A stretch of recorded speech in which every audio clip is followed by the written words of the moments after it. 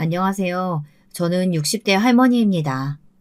저도 제가 제 입으로 할머니라는 소리를 하는 날이 올 줄은 정말 몰랐어요. 저는 평생 꽃다운 청춘일 줄 알았는데, 저도 어느새 이렇게 쭈글쭈글 할머니가 돼서 토끼 같은 예쁜 며느리도 보고 강아지 같은 손주까지 봤네요. 저는 요즘 아주 행복합니다. 하나밖에 없는 아들이 착하고 어여쁜 며느리 만나 장가간 것만으로도 행복한데, 얼마 전에 눈에 넣어도 아프지 않을 손주까지 태어난 거 있죠. 저는 이제 죽어도 여한이 없다는 말이 무슨 소리인지 알겠더라고요. 저도 늙었는지 자꾸만 그런 소리가 입 밖으로 나왔어요. 그럴 때마다 며느리가 난리를 쳤습니다. 어머님, 무슨 그런 소리를 하세요. 우리 아들 대학 졸업하고 취직해서 장가가는 모습까지 보셔야죠. 아이고, 우리 손주 장가가는 것까지 보려면 내 나이가 몇인데. 시어머니가 그때까지 살면 며느리한테 민폐지, 민폐야. 민폐라뇨. 어머니가 오래오래 계셔야 제가 든든하죠. 그러니까 지금부터 건강관리 잘 하셔야 돼요. 제가 저번에 사다 드린 비타민도 까먹지 말고 챙겨 드시고요. 저는 지금까지 인복이라고는 없이 살았다 자부할 정도로 제 팔자가 더럽다고 생각하고 살았어요. 팔자 탓을 하는 게 오히려 마음이 편했거든요. 그래도 자식이라고 고생고생해서 아들 하나 키웠더니만 이런 황금빛 같은 인생이 오긴 오네요. 우리 며느리는 정말 천사예요. 얼마나 착한지 제가 농담으로 우리 며느리는 똥도 오줌도 버릴 게 없다고 말할 정도죠. 남들은 요즘 세상에 그런 며느리가 어디 있느냐고 괜한 소리 한다고들 하지만 저는 진심이었습니다. 아들이 결혼하겠다고 며느리를 처음 집에 데리고 인사 왔을 때부터 저는 알았어요. 딱 제 며느리감이라는 걸요. 저와 딱 다르게 생긴 게 아주 마음에 들었습니다. 저는 제 외모가 마음에 안 들었거든요. 저는 키가 150도 안 돼요. 거기다가 피부도 까맣고 머리도 악성 곱슬입니다. 인물을 말할 것도 없고요. 우리 며느리는 너무 예뻐요. 키도 훤칠한 게 170이 넘고 여리여리한 게 꼭 공주님 같습니다. 피부는 얼마나 고운지 백옥 같다는 말이 딱 맞아요. 남들은 아들이 자신과 비슷한 며느리를 데려와야 기분이 좋다고 하는데 저는 아니에요. 저와 다르게 귀티나게 생긴 며느리를 데리고 와서 저는 너무 좋았습니다. 뭘 그렇게까지 말하냐고요? 제 나이 얼마 안 있음 70입니다. 이 나이에 인물 따져봐야 뭐 하겠어요. 그리고 제가 이렇게까지 말하는 건 아들과 며느리가 저처럼은 살지 않기를 바래서입니다.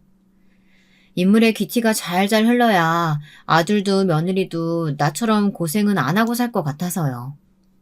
제 인생에 대해 말하자면 아주 파란만장 그 자체거든요. 저는 11남매 중 둘째로 태어났습니다. 참 많기도 하죠. 아무리 옛날이라도 저희 어머니가 애를 많이 낳기는 너무 많이 낳았어요. 학교 갔다 오면 동생들이 생겨 있었죠. 그러다 보니 자연스레 저는 집에 잘 안 들어갔습니다. 어차피 집에 들어가도 앉을 데도 없었어요. 좁디 좁은 집에 한쪽 방엔 작은 애들이 누워있고 한쪽 방엔 큰 애들이 뛰어다니고 그러고 있었거든요. 집에 가봐야 매일 집안일이나 하고 동생들이나 돌봐야 하니 저는 밖으로만 돌았습니다. 바로 위에 언니는 저와 다르게 착해서 부모님을 도와 밭일도 거들고 동생들도 볼봤지만 저는 하고 싶지 않았어요. 친구들과 어울려 다니는 게 더 재밌었거든요. 저는 외모에 유난히 관심이 많았어요. 어릴 때부터 외모에 컴플렉스가 있다 보니 매일 거울만 보면 화가 났습니다. 저도 다른 애들처럼 팔다리도 길쭉하고 좀 하얘졌으면 해서요. 사실 국민학교 때부터 애들한테 놀림을 많이 받았어요. 땅콩, 강낭콩, 별의별 별명이 다 있었죠. 차라리 이름을 가지고 놀리면 그러려니 할 텐데 저더러 짧고 까맣다고 붙여준 별명이다 보니 저는 그 별명이 너무 싫었습니다. 어릴 때는 놀림을 받으면 괜히 창피하고 위축됐었는데요. 나중에 생각하니 가만히 있으니 애들이 호구로 보는 것 같더라고요. 그래서 중고등학교 시절엔 일부러 센 척을 하고 다녔습니다. 누구도 저를 놀리지 못하게요. 일부러 교복도 껄렁하게 입고 걸음걸이도 팔자로 걸었어요. 머리에 힘도 바짝 주고요. 가끔 걸어가다 바닥에 침도 캬 하고 뱉었습니다. 지금 생각하면 도대체 왜 그랬나 싶지만요. 그때는 그게 저를 지키는 방법이라고 생각했어요. 그러고 다니다 보니 자연스레 비슷한 친구들과 어울려 지냈습니다. 담배도 배우고 부모님 몰래 집에서 술도 한 병 훔쳐다가 친구들이랑 같이 먹기도 했어요. 제가 불량해 보이기는 했는지 동네의 남자애들까지 제 앞에서 말을 잘 못 걸더라고요. 국민학교 때 저를 땅콩이라고 부르던 녀석들까지도 말이죠. 고등학교에 들어갔을 때 일입니다. 하필이면 같은 반에서 절대 만나기 싫었던 애를 만나고 말았습니다. 같은 국민학교에 다녔던 애예요. 그 애 이름은 순덕입니다. 차순덕. 순덕의 아버지는 동네에서 유명한 알부자였어요. 순덕이는 고등학교 때부터 매일 학교에 신기한 것들을 가져와 자랑했습니다. 그러다 보니 애들은 다들 순덕이를 부러워했어요. 이 원피스 우리 아버지가 서울 갔다 오시면서 백화점에서 사다 주신 거다? 너희 백화점 가본 적 없지? 지금 같으면 별것도 아닌 거 가지고 자랑하지 말라고 욕을 쏘아붙였겠지만 그때는 저도 순덕이가 마냥 부러웠어요. 순덕이네는 집에 돈도 많은데 자식이 순덕이 하나였거든요. 순덕이는 집에서 공주처럼 사는 것 같았어요. 매일 학교에 예쁜 원피스에 반짝거리는 구두를 신고 다녔거든요. 저야 형제가 많은 집에서 북적거리며 살다 보니 매일 언니 옷을 물려받아 입어 새 옷은 입어본 적이 없었습니다. 그러다 보니 제 옷은 항상 낡아 있었죠. 친구들은 순덕이가 매일 예쁜 척하고 잘난 척해서 얄밉다고 하면서도 순덕이와 친하게 지내고 싶어 했습니다. 국민학교 때 순덕이는 여자애들 사이에서 항상 대장 노릇을 했어요. 순덕이 눈에 거슬리면 1년 동안 학교 생활이 고달플 정도였죠. 그런데 제가 특별히 순덕이에게 잘못한 것도 없는데 순덕이 걔는 자꾸만 저를 놀렸어요. 제 기억으로는 제 별명을 처음 부른 것도 순덕이 걔였어요. 너는 키도 땅콩만하게 옷도 땅콩 껍질처럼 항상 어두운 옷만 입더라? 그때는 키도 작고 집이 가난한 거에 항상 위축되어 있었을 때라 하고 싶은 말도 못하고 참고만 있었어요. 그러자 그 못된 년이 저를 호구로 봤는지 그때부터 은근 사람을 깔보더라고요. 제가 신은 운동화를 보고 어디서 샀냐고 묻고는 언니가 신던 거라고 하면 입을 가리고 킥킥 웃었어요. 너는 언니 없었으면 옷도 운동화도 없을 뻔했다. 언니가 있어서 얼마나 다행이야. 너 지금 나 옷 없다고 놀리는 거야? 나도 새로 산 옷이랑 운동화 많거든? 더러워질까 봐 아끼는 거야. 국민학교 때였으니 말도 안 되는 유치한 것들로 매일같이 싸웠습니다. 웃기시네. 너희 집에 새 물건이 어디냐? 애들이 그렇게 많은데 다 헛물건이지. 그리고 너 애들이 하는 말 들었어?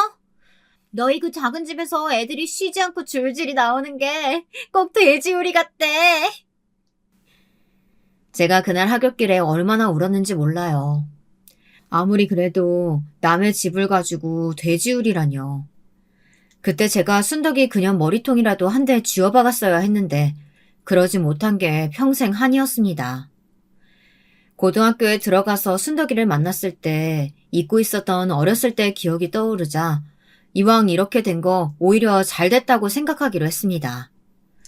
순덕이 년한테 국민학교 때 당한 걸 이제라도 그대로 갚아줘야겠다 싶었거든요. 그런데 순덕이 인연은 뭘 잘했는지 뻔뻔하게 저를 보자마자 먼저 아는 척을 하더군요. 손까지 흔들면서 저에게 친한 척을 했어요. 땅콩, 우리 같은 학교네? 와, 신기하다. 근데 너는 어쩜 키가 하나도 안 컸냐? 완전 아직도 땅콩이네. 순덕이는 국민학교 때랑 변한 게 하나도 없었습니다. 여전히 싸가지가 없었어요. 저는 이제 순진했던 코올릭의 국민학생이 아니었습니다.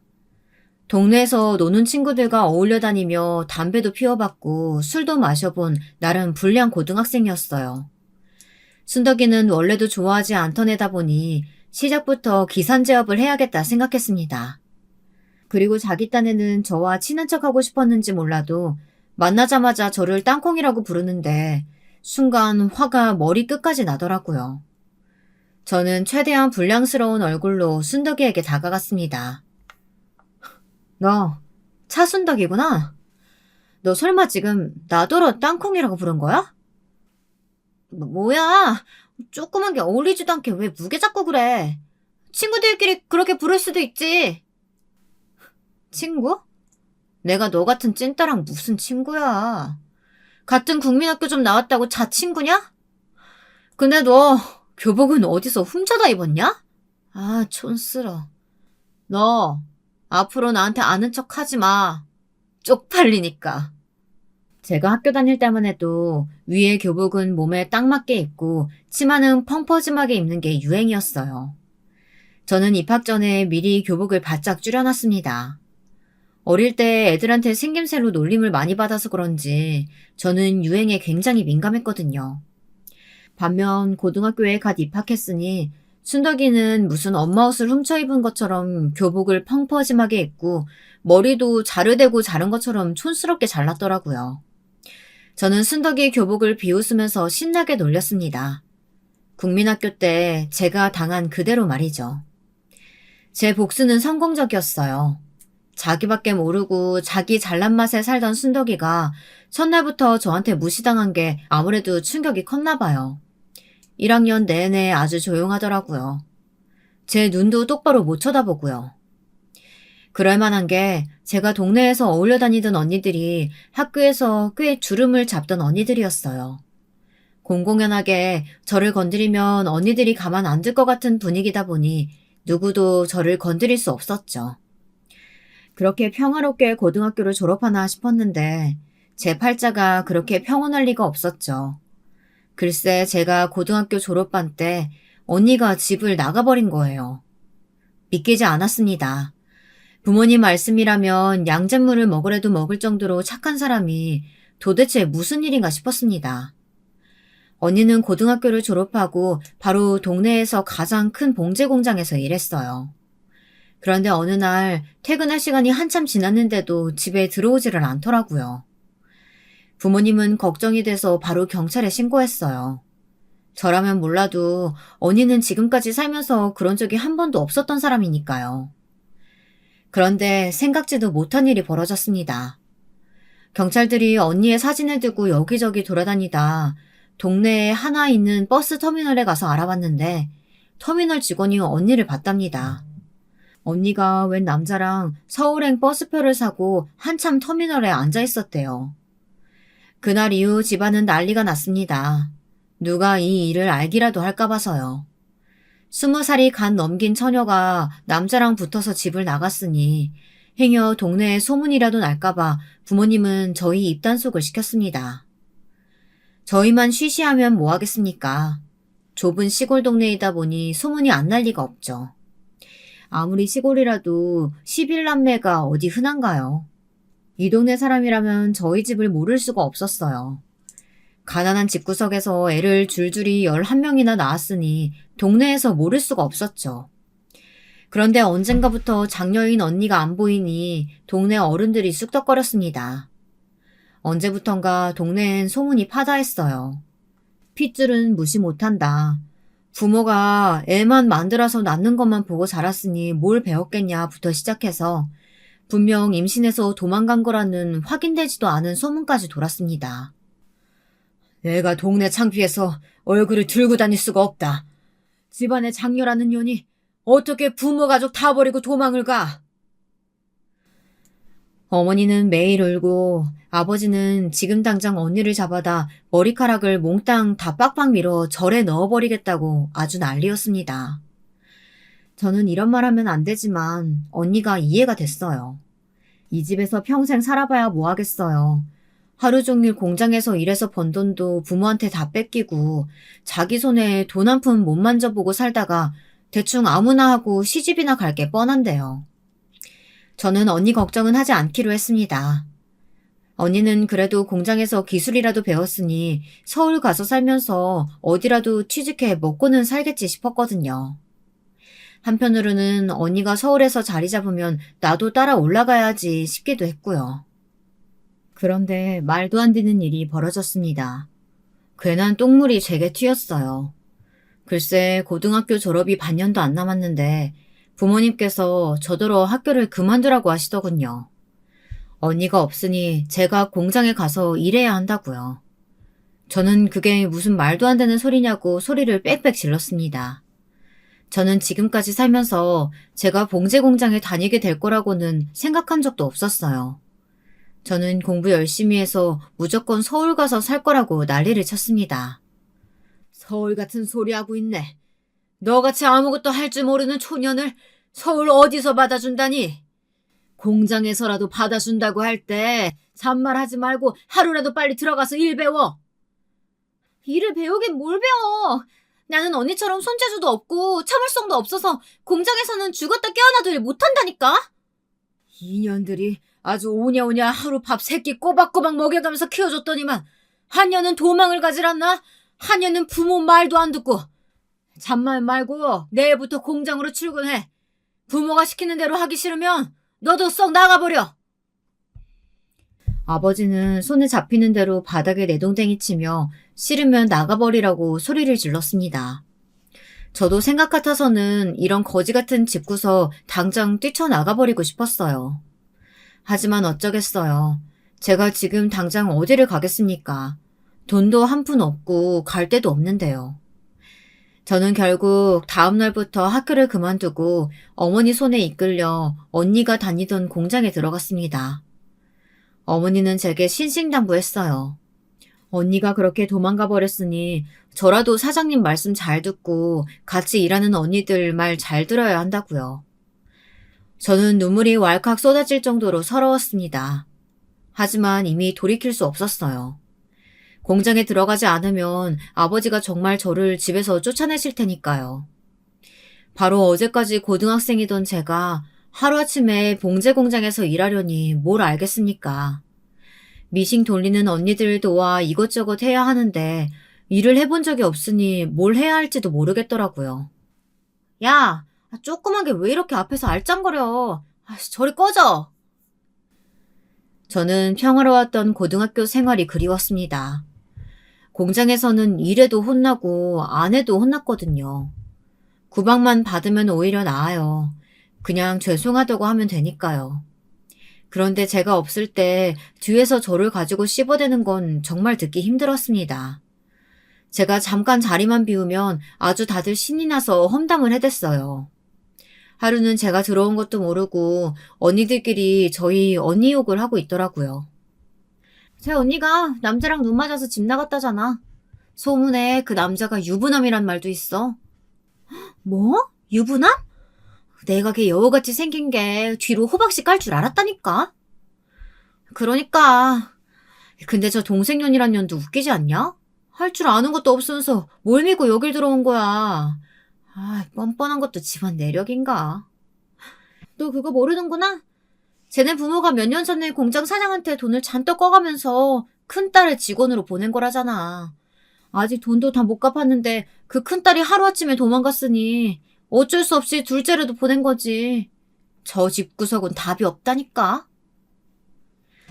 저는 도저히 참고 있을 수가 없었습니다. 아무리 우리 집안이 답 없는 집구석이라도 남의 입으로까지 그런 소리를 듣고 싶지는 않았어요. 당신들이 우리 언니가 유부남이랑 도망간 거 봤어요? 왜 직접 보지도 않는 걸 가지고 말을 지어내고 난리예요. 이 어린 년이 어디서 소리를 지르고 있어. 그걸 눈으로 직접 봐야 하냐? 딱 보면 아는 거지. 아, 그래요? 그럼 저도 지금 바로 나가서 다른 언니들한테 언니가 공장 사장이랑 바람났다고 말할 거예요. 딱 봐도 여우같이 생긴 게 그래 보인다고요. 뭐야? 인연이 이게 아주 제대로 돌았네? 저는 그날 공장 언니들과 머리채를 붙들고 바닥에 뒹굴며 싸웠습니다. 2대1이었지만 지지 않았어요. 제가 고등학교 내내 학교 생활을 편하게 한 이유가 있었거든요. 제가 키는 작아도 힘 하나는 좋아요. 둘 다 바닥에 눕혀놓고 아주 흠씬 때려줬습니다. 다른 언니가 와서 말리지 않았으면 둘 다 아주 그 요상한 입을 찢어버렸을 거예요. 제 싸움은 아직 끝나지 않았습니다. 저는 그제야 알았어요. 제가 공장에 온 이유가 물론 돈 때문일 거라고는 예상했지만 공장 사장한테 부모님이 돈을 잔뜩 빌려갔다는 이야기는 처음 들었거든요. 그것도 남의 입을 통해서요. 저는 그날 집에 가서 부모님께 아주 난리를 쳤습니다. 부모라고 평생 도움이 안 되는 사람들이라는 건 알았지만 이 정도로 자식 생각을 안 하는 분들인지는 몰랐어요. 엄마 아빠는 자식들 보기 부끄럽지도 않아? 어떻게 자식을 두식이나 공장에 팔아먹을 수가 있어? 뭐야? 이 자식이 어디서 부모 앞에서 눈을 부라려? 그리고 내가 자식을 팔기는 언제 팔았다 그래? 걔집 애들이 다 컸으면 나가서 돈 벌어오는 게 당연하지. 자식이 커서 돈 벌어오면 그 돈이 자식 돈이지 엄마 아빠 돈이야? 왜 마음대로 사람을 공장에 처박아 놓고 돈은 엄마 아빠가 챙기는데 그건 자식이 아니라 노예지. 이게 지 언니 집 나갔다는 소리 들으니까 지도 나가고 싶어서 아주 환장을 했구만. 너 말 한 번 잘했다. 내가 너 아주 제대로 노예처럼 제값받아서 팔아줄 테니까 아주 기대해. 아버지라는 인간은 원래 그런 사람이었습니다. 어머니가 뭐 좋다고 자식을 11명이나 낳았겠어요. 아버지가 하도 아들 타령하니 쉬지 않고 줄줄이 계속 낳으신 거예요. 저희 집은 애가 11명이라도 아들은 둘밖에 없어요. 온통 다 딸이에요. 아버지는 툭하면 딸은 시집 보내면 끝이라고 여자는 시집 가면 남편 집안 사람이라는 말을 입에 달고 살았습니다. 시집 가면 절대 친정에 올 생각은 하지도 말라고요. 저는 어릴 때부터 그 소리가 듣기 싫어 아버지가 그런 소리를 할 때마다 집을 나와버렸습니다. 그냥 친구들과 어울려 놀았어요. 그러다 보면 아버지 말을 좀 잊을 수 있었거든요. 그날 이후 공장에서는 아무도 저를 건드리질 않았어요. 공장에 제가 미친년이라고 소문이 났거든요. 저는 소문 따위는 상관없었습니다. 오히려 편하게 공장 생활을 할 수 있어서 좋았어요. 그러던 어느 날이었습니다. 저도 어느새 성인이 되고 공장 일도 적응이 돼서 나름대로 열심히 살고 있었어요. 그런데 웬일로 아버지께서 집에 들어오시더니 저부터 찾으시더군요. 저를 앞에 앉혀놓고 하시는 말씀이 어이가 없었습니다. 제 결혼 날짜를 정해왔다고 하더군요. 너희 고모가 아주 좋은 혼처 알아봐 주셨길래 내가 바로 날 잡고 오는 길이다. 여보, 아무리 그래도 얼굴도 모르는 사람이랑 애를 어떻게 결혼시켜요. 이 애팬네가 지금 내가 한 말 못 들었어? 누나가 엄청 좋은 혼처라고 했다니까. 부모가 땅 부자에다가 장남인데 그 많은 땅 장가만 가면 무조건 장남한테 물려준다잖아. 그 집에만 시집가면 2년 팔자는 피는 거지 뭐. 아버지, 그게 말이 돼요? 내가 언제 아버지한테 팔자 고쳐달라고 했어요? 딸내미 가지고 장사할 생각하지 말고 내 앞날이나 막지 마요. 이런 배웅만덕한 년 같으니라고? 당신 뭘 멀뚱히 보고만 있어. 지금 당장 몽둥이 가져와. 내 이 싸가지 없는 년 아주 버릇을 고쳐줄라니까. 아버지는 주변에 손에 잡히는 대로 제게 던졌습니다. 그 정도는 놀랍지도 않아요. 어릴 때부터 하도 보고 자라서요. 그런데 이번엔 정말로 나가서 몽둥이라도 꺾어다가 저를 후려칠 생각인 것 같았습니다. 저를 제대로 팔아주겠다는 말이 바로 이 말이었나 봐요. 월급도 못 받고 공장에서 일하게 하더니만 이제는 얼굴도 모르는 남자와 시집을 보낸다네요. 제가 절대 결혼 안 할 거라고 바락바락 악을 쓰자 아버지는 저를 방에 가둬버렸습니다. 집도 좁은데 굳이 저 하나 잡겠다고 빈 방에 저를 넣어놓고 밖에서 문을 잠갔더라고요. 저는 그날 밤 서러워서 얼마나 울었는지 몰라요. 아주 통곡했습니다. 새벽에 아버지가 잠들고 나서야 어머니가 문을 열어주셨어요. 어머니는 제 얼굴을 보시더니 눈물을 쏟으셨습니다. 어머니가 우는 모습은 그때 처음 봤어요. 미안하다, 미안해. 내가 너희한테 정말 염치가 없다. 너희 아버지 저런 인간인 거 뻔히 알면서 엄마가 더 낳지 말았어야 했는데 너희한테 부담 줘서 미안하다. 그러니까 그냥 너는 시집 가. 어떤 남자든 이 집보다는 나을 거야. 어머니는 정말 저를 걱정해서 하신 말씀이었어요. 아버지 밑에서 평생 구박받으면서 혹사당하느니 그냥 아예 새로운 곳에 가서 새롭게 시작하는 게 낫다고요. 어머니는 지금까지 잘해준 것도 없어 일찍 시집 보내는 게 마음이 좋지 않지만 시집 가서 시댁에 잘하고 남편한테 예쁨 받으면서 살랍니다. 그게 어머니도 차라리 마음이 편할 것 같다고요. 저는 어머니 말대로 결혼하기로 했습니다. 어머니 말이 맞아요. 이 집에서 제가 제 마음대로 살 수 있는 방법은 하나도 없었습니다. 새로운 곳에서 새롭게 시작하는 게 더 나을 것 같았습니다. 결혼식 날짜가 고작 한 달 남았을 때 저는 남편감을 처음 만났어요. 단둘이 동네 다방에서 만났는데 남편은 저를 마음에 들어하지 않는 것 같았습니다. 제가 한눈에 알아볼 정도로요. 사실 제가 키도 작고 인물도 없다는 건 저도 알아요. 그렇다고 아주 못 봐줄 정도는 아니에요. 거기다가 남편감으로 나온 남자도 뭐 썩 봐줄 건 없었습니다. 키도 별로 안 크고 눈도 툭 튀어나온 게 메기같이 생겼더라고요. 서로 마음에 안 들어도 어쩌겠어요. 이미 부모님들끼리 정해놓은 짝인걸요. 요즘 사람들은 절대 이해하지 못하겠지만 그때는 그랬습니다. 다들 나이들만 먹었지 여자가 뭐고 남자가 뭐고 잘 몰랐어요. 한두 번 얼굴 보고 바로 첫날 밤을 치르고 그랬으니까요. 그래도 자식만 잘 낳고 다들 잘만 살았습니다. 저도 그렇게 시간이 흐르는 대로 그냥 살자 이렇게 마음먹었습니다. 남편한테 사랑받고 시부모님한테 잘하다 보면 저도 언젠가 남들과 비슷하게는 살 수 있지 않을까 기대하면서요. 하지만 제 기대는 금세 부서졌습니다. 제 결혼 생활도 그 전과 별반 다르지 않았어요. 부모한테도 사랑 한 번 못 받아본 제가 누구한테 사랑을 받겠어요. 저는 결혼식을 올리고 신혼 첫날 밤부터 남편과 각자 이불을 덮고 잤습니다. 거사를 치르자마자 남편은 몸을 획 돌리고 돌아서 잠들었어요. 저는 첫날 밤부터 남편 등을 보고 잤습니다. 신혼 때는 그나마 한 방에서라도 잤는데 아들이 태어나니 남편이 아예 다른 방에 가서 자겠다고 하더군요. 새벽에 애가 하도 깨서 잠을 한숨도 못 자겠어. 아침 일찍 밭에 나가야 되는데 가장이 잠은 자야지. 그때는 남편 말이 맞는다고 생각했어요. 아들이 어릴 때라 새벽에 2시간마다 깨서 울다 보니 남편이 거의 자지 못했거든요. 새벽부터 일하러 가는 사람 잠이라도 잘 재우자 싶어 저는 그러라고 했습니다. 어느 날이었습니다. 제가 아들을 재우다 그만 저도 깜빡 졸았나 보더군요. 깨서 시계를 확인했더니 남편 참을 가져다 줄 시간이 훌쩍 지났더라고요. 저는 깜짝 놀라서 벌떡 일어났습니다. 그런데 그때 방 밖에서 남편 목소리가 들렸어요. 시어머니와 이야기를 나누고 있는 것 같더라고요. 당시에 시부모님과 함께 살았거든요. 아무래도 제가 참을 가지고 오지 않으니 남편이 아예 집으로 온 것 같았습니다.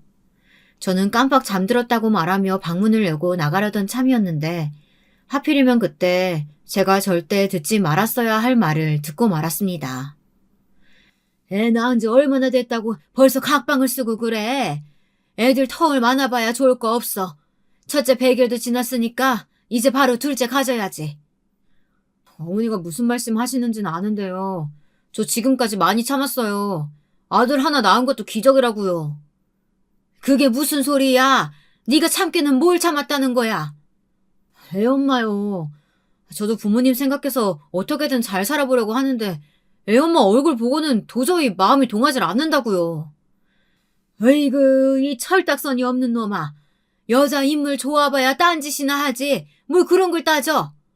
우리처럼 손 귀한 집안에서 단번에 아들 낳은 거 봐라. 저 집구석에 재물은 없어도 새끼 하나는 기똥차게 난다니까. 그러니까 딴 생각 말고 아들 하나만 딱 하나만 더 낳아. 아 진짜 제가 무슨 짐승이에요. 마음도 없이 새끼만 낳게. 저 상판떼기 보고는 도저히 못하겠으니까 어머니도 이제 그만하세요. 저는 그대로 바닥에 주저앉아 입을 틀어막고 울었습니다. 살다 살다 매기같이 생긴 새끼한테 저딴 소리를 듣는데 너무 억울하고 제 팔자가 너무 기구해서요. 너무 서러웠어요. 남편의 목소리와 말이 화살처럼 가슴에 깊게 박혀 빠지질 않았습니다. 그날 이후 저는 남편 얼굴도 쳐다보질 않았어요. 눈만 마주쳐도 소름이 돋았습니다. 아들은 아직 돌도 되질 않았는데 앞으로 어떻게 이 집에서 살아야 할지 막막하기만 했어요. 시어머니는 제 속도 모르고 매일매일 둘째 타령을 하셨습니다. 거기다가 더 어이가 없는 건 시어머니의 태도였어요. 어느 날 집으로 화장품 파는 사람을 불렀더라고요. 그래놓고 저를 불러 화장품을 좀 골라보랍니다. 어머니, 말씀은 감사한데 저는 화장품을 발라본 적이 없어서 뭐가 뭔지 잘 몰라요. 그냥 어머니 것만 사세요. 네가 곰탱이 마냥 그렇게 뚱하고 있으니까 우리 장남이 집에 마음을 못 두고 여기저기 딴 생각만 하고 다니잖아.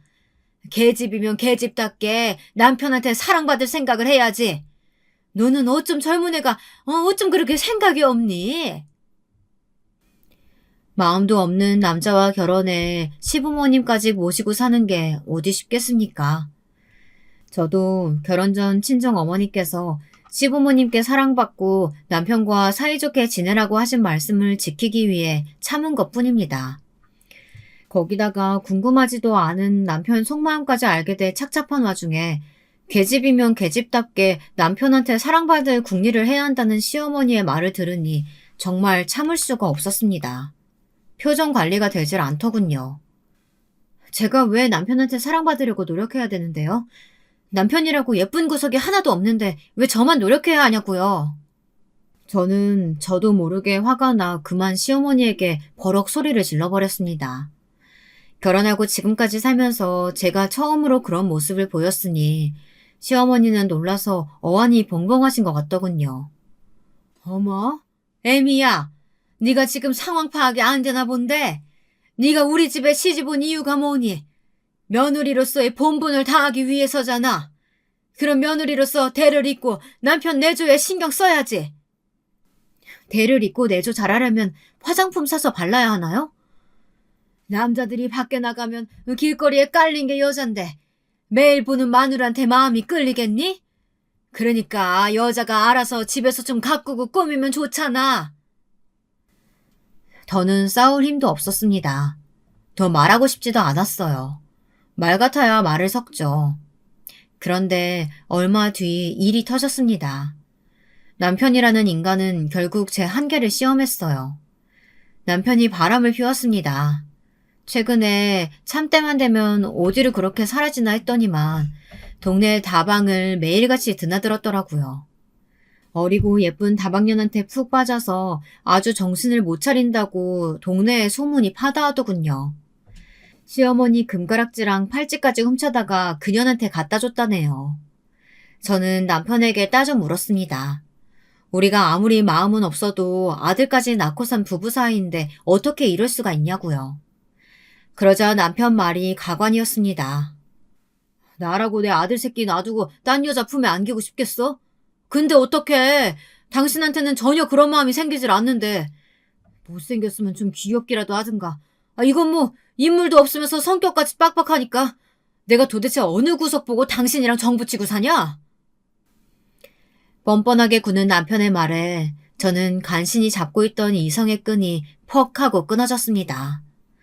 저도 모르게 옛날 습관이 나오고 말았어요. 저는 남편에게 달려들어 남편 머리통을 갈겼습니다. 뭐? 못생겨? 네가 나한테 그런 말에 주제가 된다고 생각해? 매운탕 안에 메기 새끼보다 못생긴 놈이 어디서 개소리 짓거리고 있어.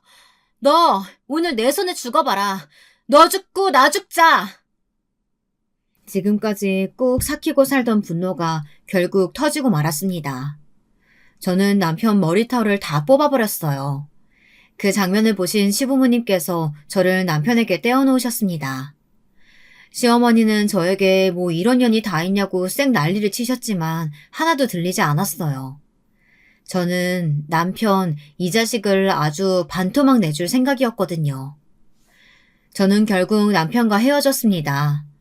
아들을 데리고 시댁을 나왔어요. 시댁에서는 아들을 안 주려고 난리를 쳤지만 저는 안 그러면 남편이 바람핀 사실을 동네방네 소문내겠다고 했습니다. 시부모님 성미에 제가 나가도 남편을 무조건 재혼시킬 게 뻔해요. 그 좁디 좁은 동네에서 아무리 돈 좀 있는 집구석이라고 해도 결국은 제치자리로 가는 건데 바람둥이한테 시집 올 여자가 어디 있겠어요. 할 수 없이 시부모님은 손주를 포기하셨습니다. 아마 아들이 세장가를 가면 또 자식을 볼 수 있을 거라 생각한 것 같아요. 근데 제가 나중에 들은 소식인데 남편이 재혼하고도 자식을 못 봤답니다. 남편이 그 다방년한테 미쳐 새로 장가를 가고도 정신을 못 차렸더군요. 저는 그 소식을 듣고 나서야 다리를 쭉 뻗고 잤어요. 속이 뻥 뚫리는 것 같아서요. 남편과 헤어진 건 제가 지금까지 살면서 가장 잘한 일이긴 합니다. 하지만 그때부터 새로운 고생문이 또 열렸어요. 어린 아들을 데리고 무작정 시댁을 나오기야 했지만 막상 갈 데가 없더라고요. 돈도 없었고요. 어쩔 수 없이 친정에 가야만 했습니다. 저라고 거지 같은 친정에 가고 싶었겠어요. 저는 남편과 헤어지고 친정으로 돌아간 게 결혼식을 올리고 처음으로 친정에 간 거였어요. 시댁에서 친정에 못 가게 한 건 아니었어요. 오히려 친정 아버지가 오지 말라고 한 거였죠. 친정이 이사할 때도 제가 가겠다고 했지만 오지 못하게 했습니다. 그뿐만이 아니에요. 명절에도 임신했을 때도 심지어 아들을 낳았을 때도 딸려는 필요 없으니 오지 말라고 했습니다. 그런 소리까지 듣고 절대 가고 싶지 않아 어머니와 동생들이 보고 싶어도 지금까지 꾹 참았습니다. 그런데 몇 년 만에 간 친정에서 반가운 얼굴을 보았습니다. 바로 몇 년 전 집을 나간 언니였어요. 우리 큰언니요. 언니가 집에 돌아왔더라고요. 거기다가 더 기가 막혔던 건 언니도 아이가 있었습니다. 아들이었어요. 이래서 부모님이 저를 친정에 오지 못하게 한 거였어요. 그 오랫동안 살았던 동네에서 이사까지 하신 거고요. 혹시나 네 언니가 남자한테 버림받고 돌아왔다는 소리 너희 시댁에라도 들어가기라도 하면 네가 구박이라도 받을까봐 우리는 못 오게 한 건데 너까지 이렇게 소방 맞아 돌아오면 엄마는 이제 어떻게 사냐. 자식으로서 이런 걸 보여드린 건 너무 죄송한데요. 난 괜찮아요. 나도 언니도 둘 다 잘 살 거야. 그러니까 엄마도 괜한 걱정하지 마요. 그나마 어머니는 금방 마음을 추스렸지만 아버지는 제 얼굴도 보지 않았어요. 심지어 제 아들도 한번 쳐다보질 않으셨습니다. 상관없었어요. 원래 독한 양반인 거 모르는 것도 아니니까요. 어쨌든 지금은 제 목구멍이 포도총이니 이 집에서 버텨야만 했습니다. 언니와 저는 오랜만에 만나 지금까지 서로에게 있었던 일을 모두 다 털어놨습니다. 언니는 집을 나간 게 남자와 야반도주 한 게 맞았대요. 공장에서 만난 공장남과 눈이 맞았는데 그 남자에게 부모님이 정해준 약혼녀가 있어 둘이 함께 도망친 거랍니다. 남자 때문에 부모 형제 다 버리고 도망까지 갔으면 잘 살아야지. 왜 돌아왔어? 저 아이는 또 뭐고? 아이는 그 남자의 아이랍니다. 그 남자와 도망가 몇 년을 살았는데 막상 살고 보니 힘들어서 매일 지지고 볶고 싸우기만 했대요. 사랑해서 버티는 것도 몇 개월이지 서로 먹고 살기 힘들어지니 남자가 먼저 지쳐버렸답니다.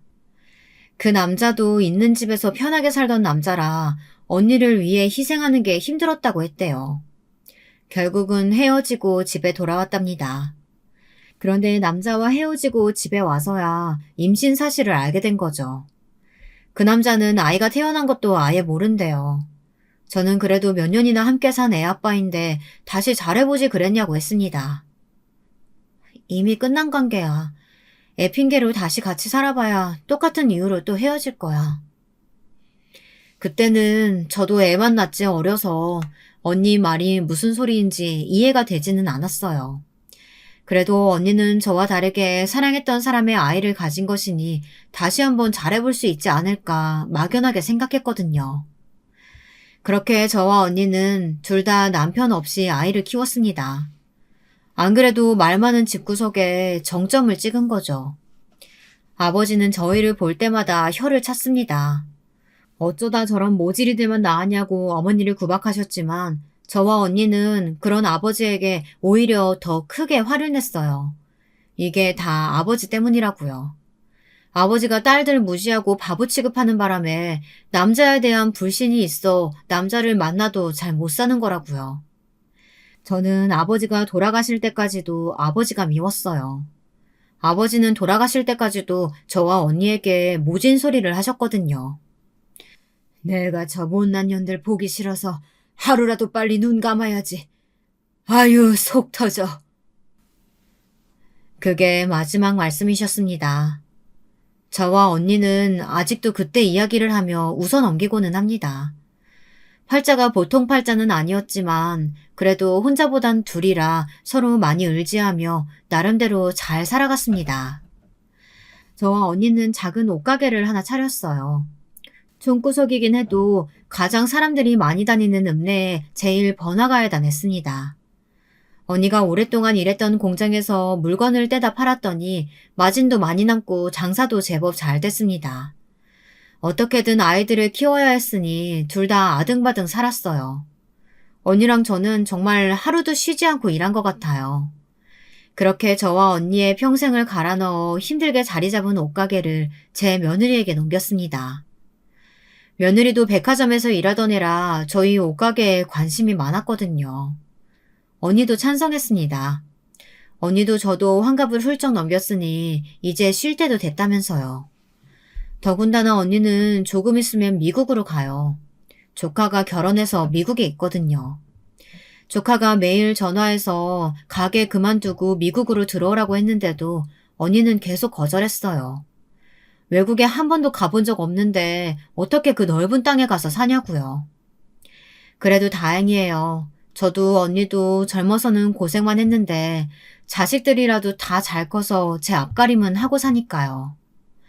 저는 며느리에게 가게를 넘기고 매일 언니랑 놀러 다녔어요. 언니랑은 평생을 같이 붙어서 살고 가게도 같이 했는데 어쩜 여행을 같이 가도 또 할 말이 많더라고요. 그러던 어느 날이었어요. 제가 여행을 다녀오다 며느리 생각이 나서 휴게소에서 호두과자를 사왔습니다. 며느리가 호두과자를 좋아하거든요. 저는 따뜻할 때 먹이고 싶어서 가게로 갔습니다. 그런데 가게에서 말도 안 되는 장면을 목격하고 말았어요. 글쎄 어떤 아줌마가 제 며느리 머리끄댕이를 잡고 흐늘고 있더라고요. 손님 제발 그만 좀 하세요. 내가 좋은 말로 할 때 당장 환불하라고 했지. 젊은 년이 왜 말귀를 못 알아쳐먹어. 뒤지기 싫으면 지금 당장 내 돈 내놔. 무식한 여편네가 감히 제 며느리 머리채를 잡고 여기저기를 퍽퍽 내리치고 있었습니다. 저는 생각할 것도 없이 그 여편네에게 달려들었어요. 그런데 믿을 수 없는 일이 벌어졌습니다. 글쎄 그 미친 여편네가 분명 제가 아는 사람이었어요. 순덕이, 제 고등학교 동창인 차순덕이었습니다. 순덕이 인연이 며느리 가게에서 한 달 전에 사간 옷을 환불해달라고 가져왔다네요. 그것도 벌써 몇 번은 입고 빤 옷을 가지고 말이죠. 야, 너 차순덕 맞지? 너 미쳤어? 감히 내 며느리한테 뭐 하는 짓이야? 뭐야? 인연이 네 며느리라고? 옳거니 원수는 외나무 다리에서 만난다더니만 어쩐지 처음부터 이 옷가게 터가 마음에 안 든다 했어. 이 미친년이?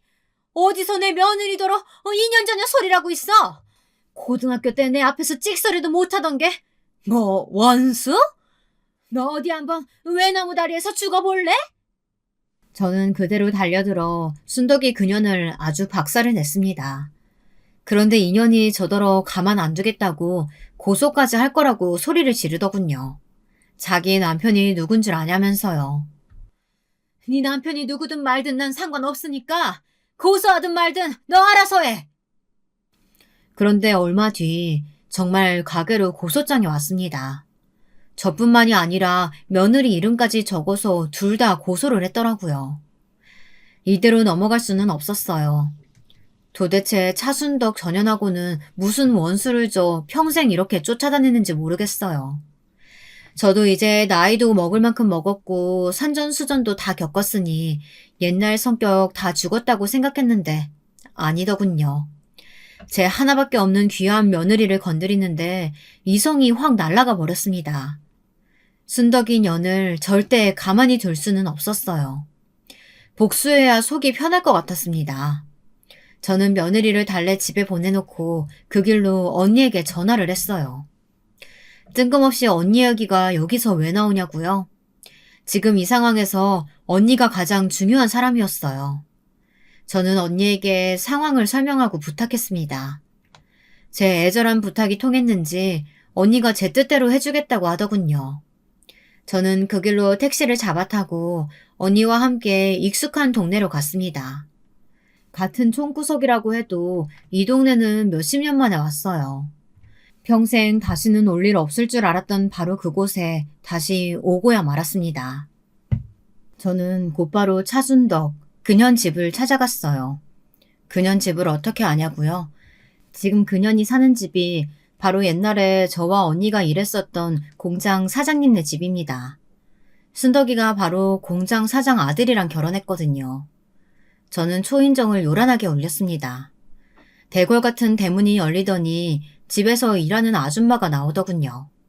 아줌마는 저희에게 누구시냐고 무슨 일로 오셨냐고 물었지만 저는 들을 것도 없이 잽싸게 집 안으로 쳐들어갔습니다. 현관문을 벌컥 열고 들어갔더니 다행히도 제가 보고 싶었던 사람들이 전부 다 있더군요. 순덕이는 물론이고 순덕이의 남편인 공장 사장 아들까지도요. 순덕이는 제 얼굴을 보자마자 눈이 금방이라도 굴러떨어질 것처럼 커졌습니다. 야, 땅콩! 네가 감히 여기가 어디라고 와? 너도 한 대 맞으려고 왔어? 미친 소리 하고 앉았네. 이런 대궐에 살면서 한 달이나 입은 옷을 가지고 환불을 받으러 와? 이 구질구질한 년아? 그때였어요. 제 뒤를 따라 언니가 들어오자 순덕이의 남편 얼굴이 아주 사색이 되다 못해 창백해졌습니다. 그럴만도 했죠. 공장 사장 아들의 첫사랑이 바로 저희 언니니까요. 그뿐만인가요? 두 사람은 40년 전 야반 도주까지 했던 사이예요.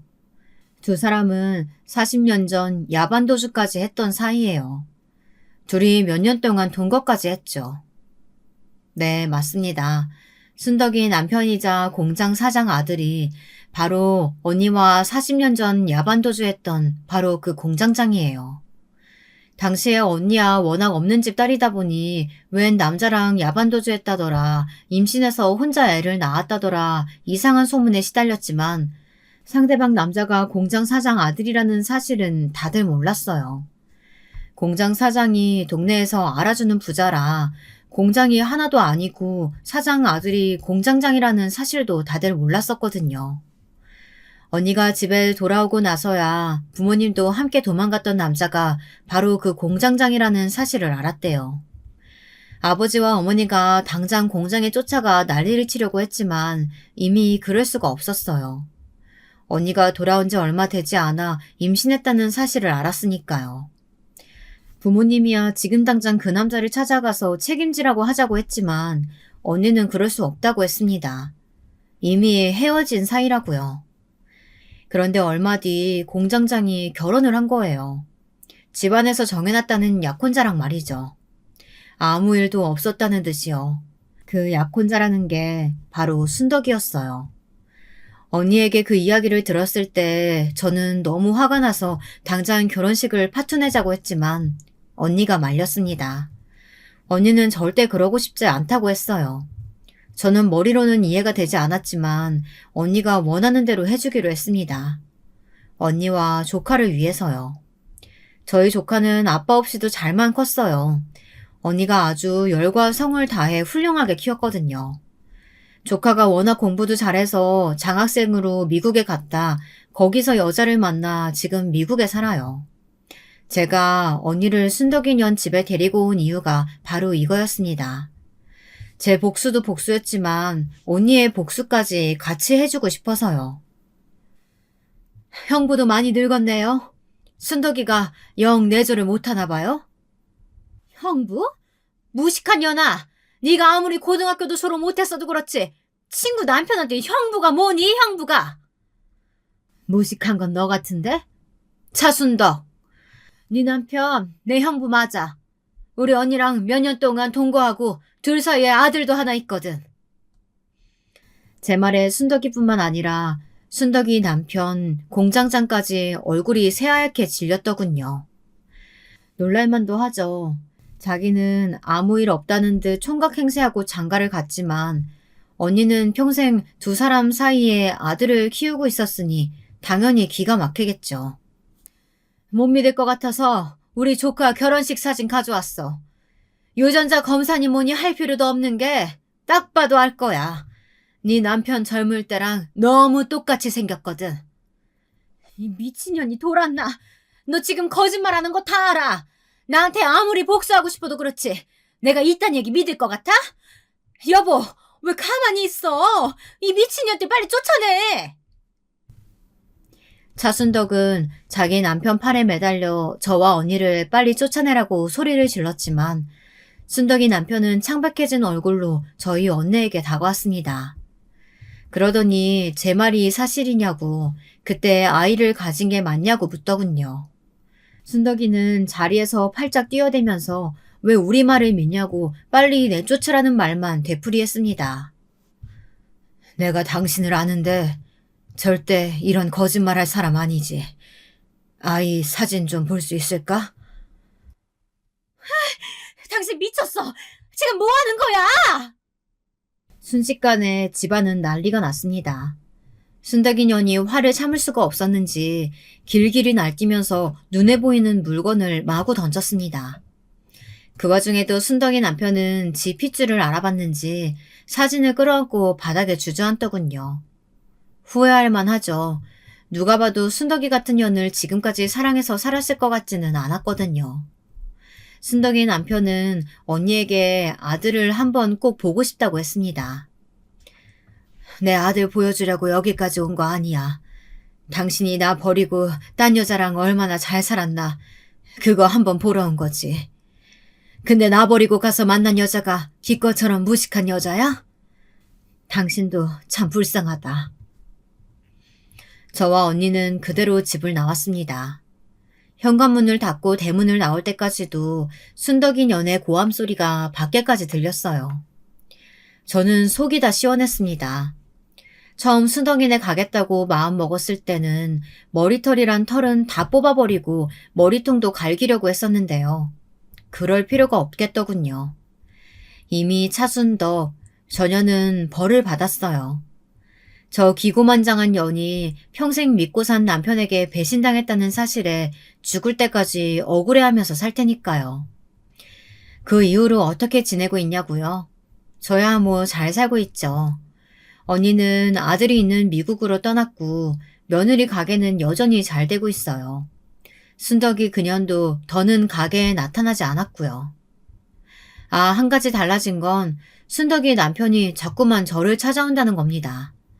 언니와 조카가 있는 미국 주소를 알고 싶다면서요. 저는 언니가 원치 않으니 다신 찾아오지 말라고 단호하게 말했지만 순덕이와 이혼했다면서 다시 언니를 만나고 싶다고 제게 사정을 하더군요. 저는 콧방귀도 끼지 않았습니다. 어이가 없어서요. 저는 이번 일을 계기로 깨달은 게 있습니다. 사람은 평생 철이 들지 않는다는 걸 말이죠. 순덕이를 보면서 저도 지난날의 저를 되새기며 반성하고 있습니다. 지금부터라도 남은 생은 좋은 어른으로, 좋은 사람으로 살아가 보려고요. 지금까지 저의 긴 인생 이야기 들어주셔서 정말 감사합니다.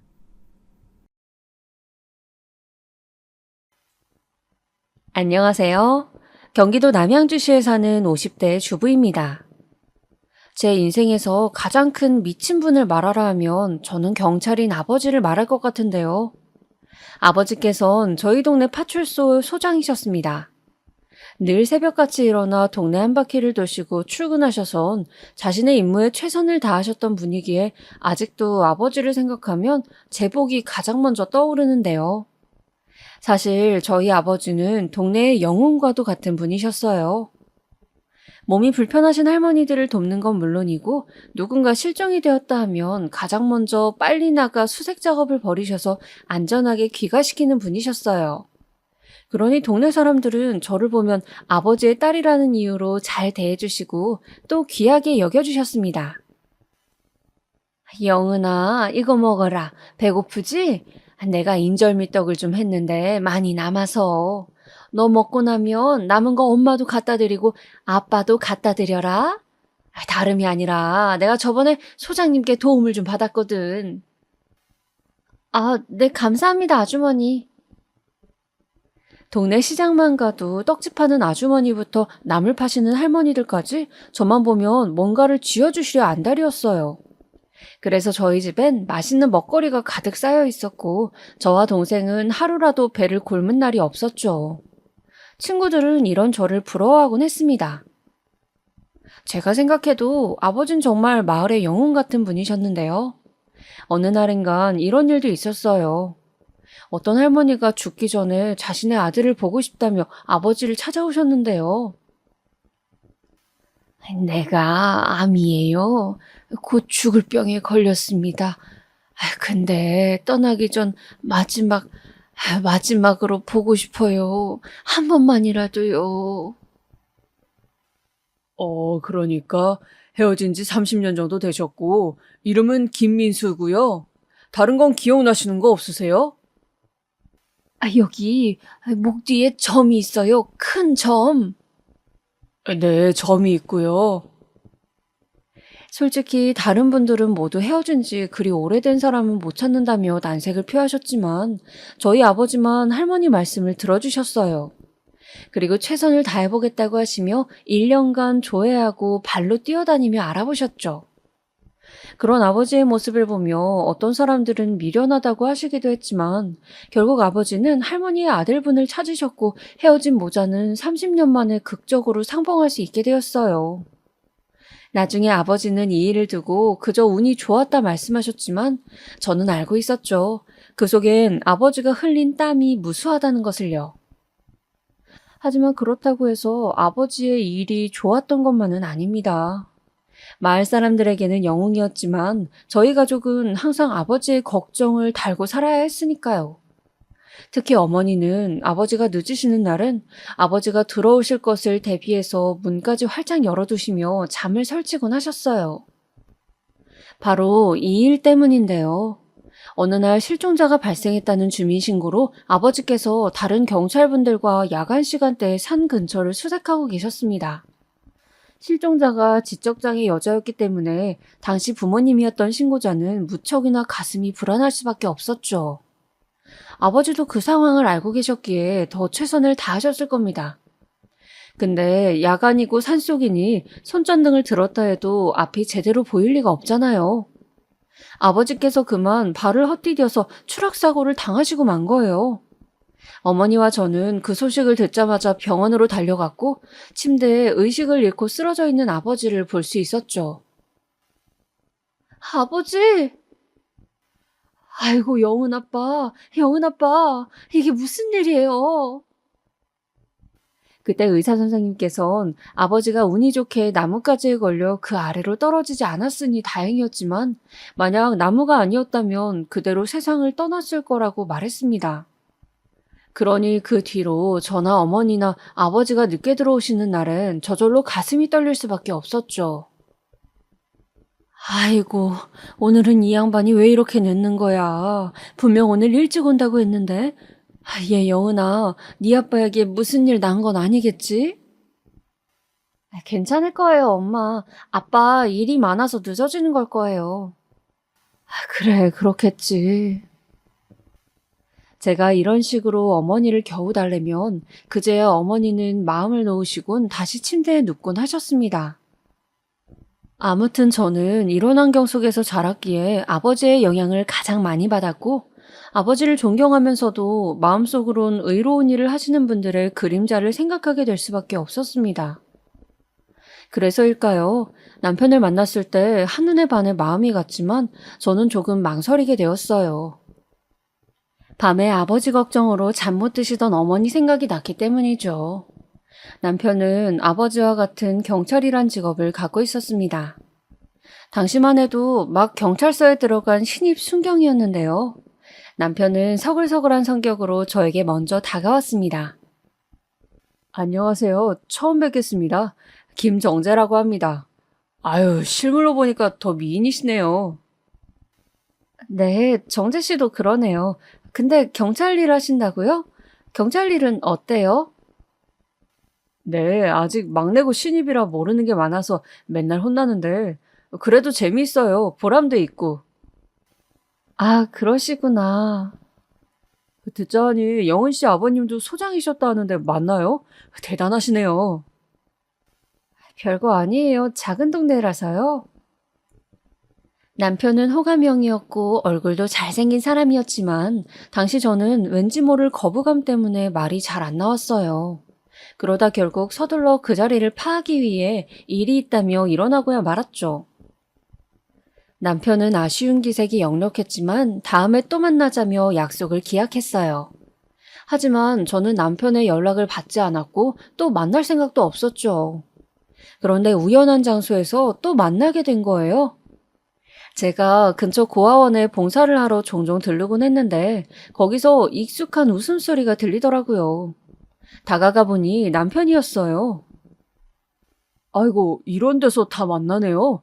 그날 그렇게 빨리 가버려서 섭섭했는데, 오늘 끝나고 차 한잔 같이 할래요?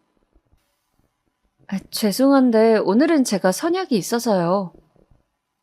당연히 제 대답은 거절이었어요. 어차피 길게 갈 인연도 아닌데 괜히 시작하고 싶지 않았거든요.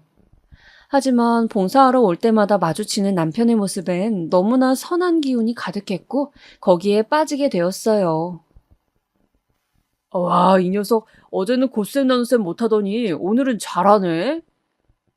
경찰 아저씨, 저 잘했어요? 완전 천재인데? 아이들 수준에 맞춰 공부도 세심하게 알려주고 잘 놀아주고 칭찬도 많이 해주는 그런 모습 속에서 저도 모르게 자꾸 이 남자와의 미래를 상상하게 되더라고요. 거기다 남편은 꽤 불도저 같은 스타일이었어요. 제가 선약이 있다고 거부하는 게 자신에 대한 거절이라는 걸 알면서도 끈질기게 데이트를 요구했고 결국 마지못해 나간 데이트 자리에서 서로의 마음을 확인하며 손을 잡고 말았죠. 남편은 연애할 때도 무척 다정다감한 스타일이었어요. 늘 제가 먹고 싶어 하는 걸 먹어주려 하고 차가 많은 곳에선 항상 안쪽으로 저를 안내하고 별거 아닌 것들이지만 이러한 배려들이 너무 좋았습니다. 그리고 이 사람과 함께 안정적인 가정의 울타리를 만들고 싶다는 생각으로 흘러가게 되었죠. 허나 프로포즈를 먼저 한 건 그 사람이었어요. 나는 영은 씨가 참 좋아요. 영은 씨 말하는 것도 이쁘고, 화낼 때 찡그리는 것도 이뻐 죽겠고, 수줍어하는 것도 다 이뻐요. 영은 씨만큼 날 사랑해주는 사람도 없을 거고, 나도 그래요. 내가 책임질 테니, 우리 결혼합시다. 그 사람다운 고백이었습니다. 꽃다발 내밀고 무릎 꿇고 한 그 고백에 저는 넘어가서 어느새 그 사람의 부모님을 뵈러 가고 있었죠. 근데 시모의 첫인상은 사실 그리 좋지 않았습니다. 시부와는 달리 어딘지 날서고 기센 느낌이 가득했어요. 그래서 첫 만남부터 잔뜩 위축되어 집안에 들어갔던 게 기억이 나요. 딱히 결혼에 대한 반대는 없으셨어요. 저희 집이 어느 정도 사는지 묻고 대략 모아둔 돈이 얼마인지 묻고 제 직장을 물으시더니 그저 고개를 한번 끄덕이셨죠. 그래 뭐 니들이 마음 맞아 결혼하겠다는데 내가 말릴 순 없지. 결혼해라. 대신 이거 한 가지는 말해두마. 우리 집 식구가 되면 그냥 말만 식구가 아니라 평생 보듬고 서로 아끼며 살아가는 관계가 되는 거야. 알겠니? 당시 시모의 말씀에 딱히 틀린 말도 없었고 저도 식구가 되면 잘 모시리라 다짐하긴 했지만 느낌이 이상했어요. 시모께서 저 말을 할 때 꽤나 강경하신 말투로 말씀하셨거든요. 마치 지키지 못하면 절대 안 된다는 식으로요. 어쨌든 남편을 키운 부모님이시면 남편과 굉장히 닮아 있을 거라 생각했는데 예상 외라는 생각을 하며 집 밖을 나왔습니다. 그리고 다음으로 저희 부모님을 뵈러 갔죠. 다행히 저희 아버지께선 인자한 미소로 남편을 맞아주셨어요. 아무래도 딸아이 남편 될 사람이니 조금은 신중한 눈길로 살펴보는 기색이 있으셨지만 몇 번 이야기를 나눠보시더니 괜찮은 사람인 것 같다며 잘 살라는 덕담을 해주셨습니다. 거기다 당시 아버지처럼 경찰이 꿈이었던 여동생은 형부 될 남편을 보곤 신기해하며 여러 질문들을 쏟아내었죠. 시험 준비는 어떻게 했냐, 어디서 근무하냐 등등. 그러다 마지막에 언니랑 형부 진짜 잘 어울리는 거 알아요? 둘은 깨볶으면서 살 것 같아 하며 너스레를 떨었는데 정말 여동생의 말처럼 저와 남편은 그렇게 결혼식장으로 들어가 말 그대로 깨를 볶는 신혼생활을 시작했어요. 신혼집은 직장 다니던 저와 남편이 모은 돈으로 시작을 했는데요. 모은 돈이 크지 않아 작은 빌라에서 시작하게 되었습니다. 남편은 이런 집에서 살게 된 게 미안했는지 자기가 꼭 계급이 높아져서 더 좋은 집으로 가자는 이야기를 하곤 했죠. 하지만 저는 그때마다 기겁하며 그랬어요. 아니야, 그런 것보다 자기가 안전한 게 더 중요해. 너무 무리하지 마. 정말로 제겐 남편의 안전이 경제적인 부분보다 훨씬 중요했거든요. 경제적인 부분이야 제가 함께 벌면 되니 책임을 나눌 수 있지만 건강은 그 누가 나눠줄 수 있는 게 아니잖아요. 하지만 어째서 저의 불길한 예감은 늘 적중하는 걸까요? 저희의 꿈만 같은 신혼생활은 역시나 우려하던 일이 터지고 말았습니다. 그날은 남편의 생일이었어요. 케이크도 준비하고 남편 좋아하는 불고기도 해서 한 상을 준비해 놓았는데 들어오질 않더라고요. 무슨 일인가 싶어 기다리다가 저도 모르게 잠에 들고 말았는데 갑자기 누군가 문을 두들기는 소리가 들리더군요. 나가보니 남편의 동료 경찰관이었어요. 그분은 숨을 헐떡이며 끔찍한 사실을 전했습니다. 걱정하실까봐 제가 왔어요. 지금 형이 다쳐서 병원에 있거든요. 뭐라고요? 슬리퍼도 짝짝이로 신은 채 곧바로 남편이 있는 병원으로 택시를 타고 갔고 그곳에서 인상을 잔뜩 찡그리며 쉬는 소리를 내는 남편과 상처를 꿰매고 있는 의사 선생님을 발견할 수 있었어요. 여보. 왔어? 놀랐지? 괜찮기는 어떻게 된 거야? 많이 다친 건 아니고 도로에서 술 취한 행인이 갑자기 도로로 뛰어드는 바람에 말리려 했는데 하필 깨진 소주병 쪽으로 넘어져서. 그래도 이만하면 천만다행이지. 남편은 천만다행이라고 차가 없으니 망정이었다고 실없이 웃었지만 저는 순간 아버지가 떠올라 남편의 등을 찰싹찰싹 때리고 말았습니다. 근데 갑자기 뒤에서 남편을 부르는 목소리가 들리더군요. 돌아보니 시모였어요. 시모는 남편을 덥석 껴안으며 괜찮냐 물었습니다. 그리고 저를 노려보시더라고요. 순간 시모의 날카로운 눈길에 몸이 흠칫 반응했습니다. 왜 그러시지? 내가 뭘 잘못했나 하는 생각들이 스쳐 지나갔죠. 그런데 그 사건으로 시모가 많이 예민해지셨는지 일주일에 한 번씩 저희 신혼집을 들리기 시작하셨어요. 처음엔 남편에게 줄 곰국을 준다는 명목이셨죠. 하지만 시간이 지나니 명목도 사라지고 막상 오시면 하시는 거 없이 빈둥빈둥 TV만 보시더라고요. 거기다 시어머니는 꼭 집안일에 관한 잔소리도 같이 얹으시더라고요. 내가 저기 아까 냉장고를 한번 열어봤는데 세상에 인스턴트 음식이 너무 많더구나. 힘든 일 하는 애인데 최대한 그런 건 자제해야 하지 않겠니? 네, 어머니? 이 새우튀김이요. 이거 남편이 맛있다고 하길래 넣어놨는데. 너 왜 내 말을 잘라먹니? 네 남편이 좋다고 해도 네가 말려야 할 거 아니야. 너 내가 그때 당부했던 거 한 귀로 듣고 흘렸니? 아니요, 어머님. 저 이 사람 음식 신경 많이 써요. 몸에 좋은 것들 있으면 꼭 해먹이고요. 네가 나만큼 내 아들을 생각하겠니? 내 배로 낳은 아들인데 나만큼 생각하겠냐고? 내가 곰국 저거 왜 끓여다 갖다 줬겠니? 네가 안 할 거 아니까 내가 한 거다. 아직도 모르겠니? 됐다. 나 이제 가련다. 어머니 잠시만요. 그렇게 시모는 일방적으로 버럭 화를 내시며 떠났고 저는 어찌해야 할 바를 모르고 있다 한숨만 푹푹 내쉬며 남편을 맞이했습니다. 남편은 제 얼굴을 보고 무슨 일이 있단 걸 알아챘죠. 아니, 사실 오늘 어머님이 오셔서 당신 주려고 사놓은 튀김 보고 너무 뭐라 하시는 거야. 나도 당신 생각해서 사다 놓은 건데. 아, 그랬어? 아유, 우리 엄마가 또 아들 걱정 지나치게 하셨네. 알겠어. 걱정하지 마. 내가 엄마한테 잘 말할게. 앞으로는 우리 집 오는 것도 줄여달라 할 거고. 그것보다 대체 어머님이 날 왜 싫어하시는 거지? 내가 뭘 잘못했나? 솔직히 말해, 저는 어머님이 갑자기 저렇게 저한테 무례하게 행동하시는 이유가 더 궁금했어요. 물론 결혼 전에도 절 그리 마음에 들어하는 기색은 아니었지만 결혼 후 사람이 변했다 싶을 정도로 달라지셨거든요. 그래서 그 이유를 곰곰이 생각하다가 한 가지 일화가 떠올랐는데요. 남편도 이 말을 듣더니 심각한 표정이 되어 맞는 것 같다고 하더라고요. 사실 결혼한 지 얼마 안 된 신혼 초기에 이런 일이 하나 있었어요. 남편이 지금 하는 일에 만족하지 못한다며 조금 더 위험한 일을 하는 부서로 가고 싶다는 거예요. 그래서 시어머니 앞에서 제가 안 된다고 말린 적이 있었어요. 사실 아내로선 당연하잖아요. 거기다 아버지의 힘든 점을 옆에서 봐왔기 때문에 더욱 그랬죠. 근데 제 말에 남편이 시무룩해 하자 시모가 제게 남편 기죽이지 말라고 했거든요. 왠지 그때부터 기센 며느리로 찍힌 것 같더라고요. 이걸 어쩌나 싶어 고민하고 있는데 남편이 직접적으로 말하지 말고 자기가 대신 의사를 전해주겠다고 하더라고요. 그때까지만 해도 남편만 믿고 있었어요.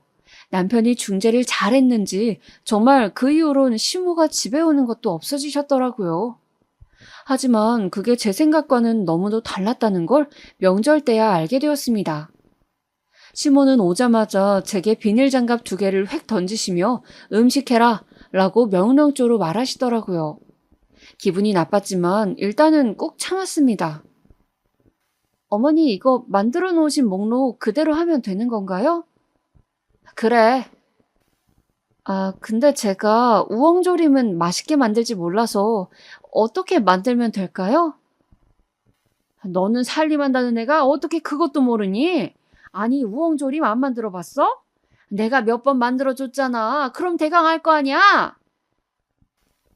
혹시나 실수할까봐 미리 여쭤봤던 건데 시모는 그걸 가지고도 길길이 화를 내었습니다. 저도 여기서 참지 못하고 한마디를 얹으려 했는데 아주버님께서 옆에서 가만히 이야기를 듣고 있더니 한 말씀을 하시더라고요.